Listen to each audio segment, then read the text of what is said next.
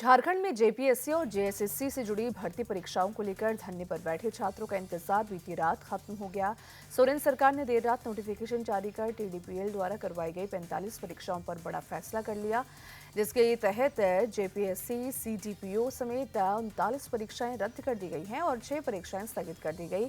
2014 से अब तक हुई परीक्षाओं की गड़बड़ियों की जांच सीआईडी से कराई जाएगी। नोटिफिकेशन में कहा गया है कि जेपीएससी जेएसएससी में गड़बड़ियों से जुड़े मामलों की सुनवाई के लिए फास्ट ट्रैक कोर्ट बनाने का अनुरोध हाई कोर्ट से किया जाएगा। साथ ही जेपीएससी जेएसएससी में एक इंटरनल विजिलेंस सेल भी बनाया जाएगा, जिसके अलावा सीनियर आईएएस अधिकारी अमिताभ कौशल की अध्यक्षता में बनाई गई समिति 2 महीने के अंदर सरकार को अपनी रिपोर्ट सौंपेगी।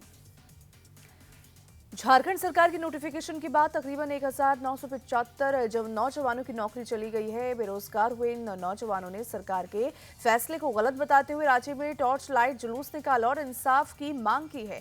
इन नौजवानों का दावा है कि उन्होंने सीजीएल की परीक्षा पास की है और उन्हें हाईकोर्ट के आदेश के बाद नौकरी मिली थी। इन नौजवानों को इसी साल जनवरी में कंडीशनल ज्वाइनिंग दी गई थी। इनके अपॉइंटमेंट लेटर के पीछे लिखा है कि सरकार भर्ती प्रक्रिया की जांच जारी रखेगी। अगर जांच में किसी के खिलाफ गड़बड़ी का कोई सबूत मिलता है तो उसकी नौकरी जाएगी। लेकिन अब सरकार भीड़ के दबाव में एक तरफा फैसला ले रही है। जेपीएससी परीक्षा धांधली मामले में गिरफ्तार टीडीपीएल के मार्केटिंग मैनेजर अभय तिवारी के भाई अक्षय तिवारी और उनकी पत्नी सुषमा कुमारी को गिरफ्तार कर लिया गया है। दोनों को हिरासत में लेकर पूछताछ शुरू की गई थी, फिर बाद में सीआईडी ने उन्हें गिरफ्तार कर लिया। दोनों पर जेपीएससी और जेएसएससी सीजीएल में अवैध तरीके से सफलता हासिल करने का आरोप है। अभय तिवारी पहले ही जेल जा चुका है। मंगलवार को गिरिडीह पुलिस की विशेष टीम देवघर स्थित अभय तिवारी के घर पहुंची और अपने साथ गिरिडीह ले गई। बिहार में चल रहे छात्रों के प्रोटेस्ट के बीच पटना में आज आरजेडी राजभवन मार्च करने जा रही है। नेता प्रतिपक्ष तेजस्वी यादव के नेतृत्व में सुबह 11 बजे गांधी मैदान के पास जेपी गोलंबर से मार्च शुरू होगा और डाक बंगला, चौराहा, तारामंडल और इनकम टैक्स गोलंबर होते हुए राजभवन तक जाएगा। आरजेडी की राजभवन मार्च को लेफ्ट पार्टीज का भी सपोर्ट मिल रहा है। आरजेडी के प्रवक्ता के मुताबिक ये मार्च बिहार में अपने हक और रोजगार की मांग कर रहे छात्रों और युवाओं पर हुए पुलिस एक्शन और AK-47 जैसे हथियार के इस्तेमाल के विरोध में किया जा रहा है। पटना में छात्रों का धरना शुरू होने के कुछ ही घंटे बाद बिहार सरकार एक्शन में आ गई है। बिहार लोक सेवा आयोग यानी बीपीएससी ने शिक्षक भर्ती परीक्षा के चौथे चरण के लिए नोटिफिकेशन जारी कर दिया। 32,388 पदों पर बहाली निकाली गई है। 1 सितंबर से 30 सितंबर तक छात्र ऑनलाइन आवेदन कर सकेंगे। TRE 4 के नोटिफिकेशन में देरी को लेकर छात्रों में नाराजगी थी, जिसके कारण पटना के गर्दनीबाग में छात्र न्याय सत्याग्रह कर रहे हैं। हालांकि छात्रों की कई और दूसरी मांगे भी शामिल इसमें हैं। बिहार में 18 आईपीएस अफसरों का ट्रांसफर कर दिया गया है। इस लिस्ट में 2 नाम सबसे ज्यादा चर्चा में है। पहला नाम सिवान के एसपी पूरन झा का। छात्रों के प्रदर्शन के दौरान AK-47 से फायरिंग के बाद एसपी की भूमिका पर सवाल उठ रहे थे। अब उनका ट्रांसफर हो गया है, लेकिन उन्हें वेटिंग लिस्ट में डाल दिया गया है। मतलब उनकी नई भूमिका और नई जगह अभी तय नहीं हुई है।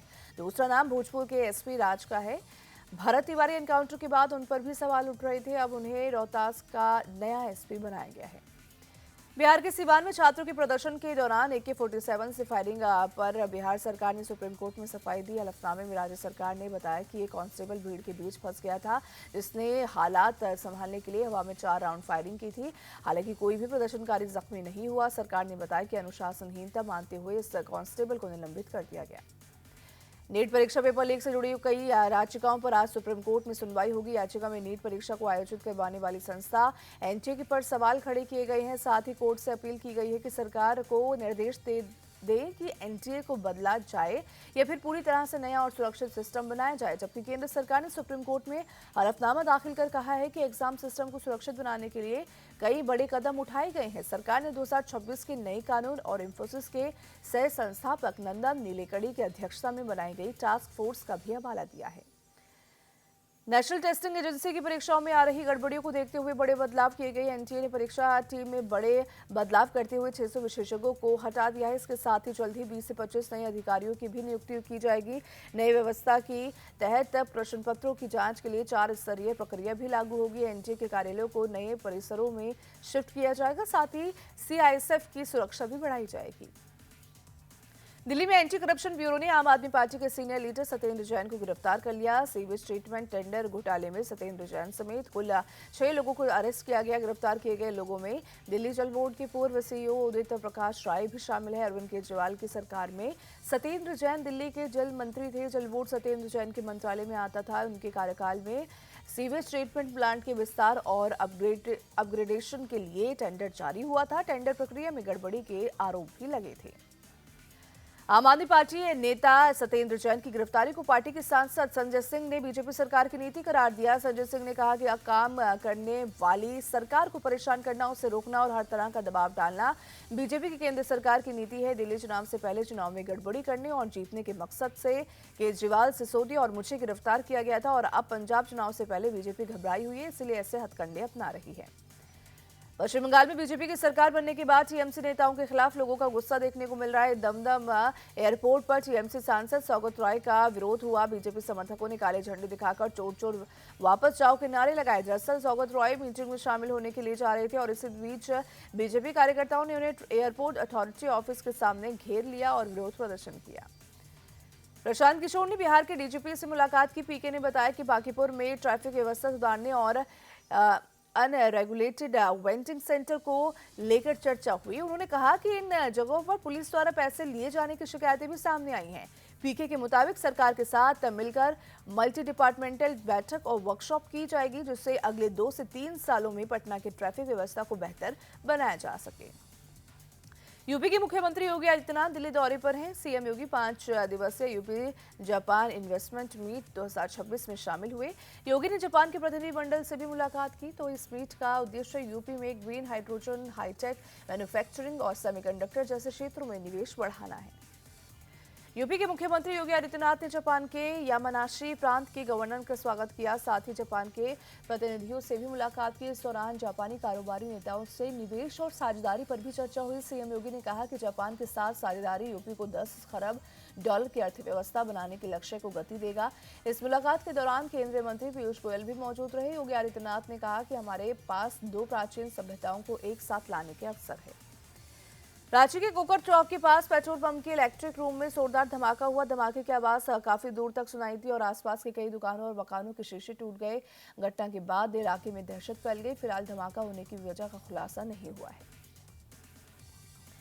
लखनऊ के गाजीपुर इलाके में चल रहे सावन महोत्सव के मेले में बड़ा हादसा हो गया। बीती रात एक चलते झूले का बकेट टूट कर गिर गया और 3 लड़कियां गंभीर रूप से घायल हो गई हैं। बकेट एक लड़की के मुंह से टकराया, जबकि 2 और लड़कियां उसकी चपेट में आ गई। झूले की बकेट के गिरते ही मेले में चीख पुकार मच गई और कुछ लोगों को भी मामूली चोट आई। हालांकि हादसे के तुरंत बाद पुलिस ने मौके पर पहुंचकर हालात पर काबू पा लिया। यूपी के महाराजगंज में दर्दनाक सड़क हादसे में 4 लड़कों की मौत हो गई है। एक ही गांव में एक साथ 4 लड़कों की मौत से मातम पसर गया। निंचौल महाराजगंज सड़क पर बेकाबू डंपर की चपेट में आने से बाइक सवार सभी लड़कों की मौत हो गई। बताया जा रहा है कि 3 लड़कों ने मौके पर ही दम तोड़ दिया, जबकि एक लड़के की इलाज के दौरान ही मौत हो गई। प्रयागराज में कमिश्नरेट पुलिस ने माफिया अतीक अहमद के करीबी बिल्डर जेपी दुबे के खिलाफ बड़ी कार्रवाई की है। पुलिस ने पीपलगांव, रहीमाबाद और कटौला गौसपुर में उसकी करीब 25 करोड़ रुपए की जमीन गैंगस्टर एक्ट के तहत कुर्क की। पुलिस के मुताबिक जेपी दुबे पर अलग अलग थानों में 8 मुकदमे दर्ज हैं और हाल ही में गैंगस्टर एक्ट के तहत कार्रवाई हुई थी। हाल ही में जमीन विवाद में एक व्यक्ति पर जानलेवा हमले के मामले में उसे गिरफ्तार कर जेल भेज दिया गया था।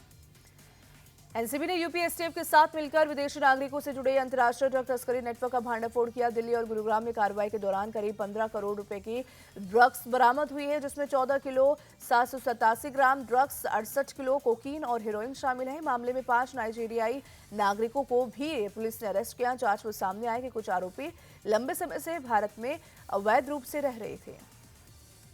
हिमाचल प्रदेश के शिमला में भारी बारिश की वजह से लैंडस्लाइड और पेड़ गिरने की कई घटनाएं सामने आ रही हैं। शहर के तारा हॉल के पास खड़ी एक गाड़ी पर पेड़ गिर गया, जिससे गाड़ी पूरी तरीके से क्षतिग्रस्त हो गई। हालांकि हादसे में कार चालक बाल-बाल बच गया। बिहार के नालंदा में मिड डे मील खाने से 40 स्टूडेंट्स बीमार हो गए। मध्य विद्यालय पारसी में बच्चों को सोयाबीन आलू की सब्जी और चावल दिया गया था, जिसे खाते ही बच्चों का पेट दर्द होने लगा, चक्कर आने लगे। आनन फानन में बच्चों को हॉस्पिटल पहुंचाया गया, जहां सभी बच्चे खतरे से बाहर है। स्कूल के टीचर आशुतोष ने बताया कि गलती से नमक की जगह सर्फ मिल गया था, लेकिन डीओ हेमचंद ने आशुतोष की बात को अफवाह बताया। डीओ ने भरोसा दिया कि जांच में जो भी दोषी पाया जाएगा उस पर बड़ी कार्रवाई की जाएगी। एमपी के टिमकगढ़ में एक टीचर का ट्रांसफर होने से छात्र धरने पर बैठ गए। मामला बनियानी हाई स्कूल का है। टीचर हरदास कुशवाहा की पढ़ाई से बच्चे काफी प्रभावित थे। जैसे ही बच्चों को पता चला कि हरदास कुशवाहा का किसी दूसरे स्कूल में ट्रांसफर हो गया है, बच्चे नाराज हो गए।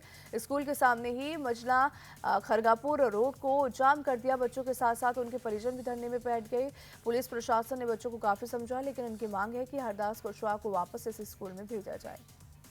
बेंगलुरु में फूड सेफ्टी विभाग के ड्रग विंग ने 5 करोड़ की नकली दवाओं का जखीरा जब्त किया। फूड सेफ्टी विभाग के चलाए गए अभियान के तहत नकली दवाओं के एक बड़े रैकेट का पर्दाफाश हुआ। इसके तहत रिपैकिंग के दौरान नकली दवाओं पर मल्टीनेशनल कंपनियों के लेबल चिपकाए गए थे, तो वहीं ये पूरा कारोबार एक अवैध कैंपस में चल रहा था। मुंबई के बांद्रा रेलवे स्टेशन पर एंटी नारकोटिक्स सेल ने बड़ी कार्रवाई की है। टीम ने करीब 10 किलो चरस के साथ एक आरोपी को गिरफ्तार किया। पुलिस के मुताबिक बरामद चरस की कीमत करीब 10 करोड़ 10 लाख रुपए है। पाकिस्तान के पूर्व पीएम इमरान खान को आज इस्लामाबाद के शिफा अस्पताल में शिफ्ट किया जा सकता है। पाकिस्तान के सुप्रीम कोर्ट ने मंगलवार को इमरान खान की सेहत को लेकर चिंता जाहिर करते हुए 48 घंटे के अंदर उन्हें अस्पताल में शिफ्ट करने का आदेश दिया है। सुप्रीम कोर्ट के 3 जजों की बेंच ने आदेश दिया कि इमरान खान के इलाज और मेडिकल जांच सुनिश्चित करने के लिए एक मेडिकल बोर्ड भी बनाया जाए। गाजा पर इजरायली सेना के हमले लगातार जारी है। इजरायली एयरफोर्स ने मंगलवार को गाजा सिटी के एक रिहायशी इलाके पर जोरदार हवाई हमला किया, जिसमें एक बच्चे सहित 6 लोगों की मौत हो गई, जबकि 11 फिलिस्तीनी बुरी तरीके से जख्मी हो गए। हालांकि इजरायली सेना का दावा है कि उसने गाजा के शती इलाके में हमास के कमांडर्स को टारगेट करके इस पर बमबारी की थी।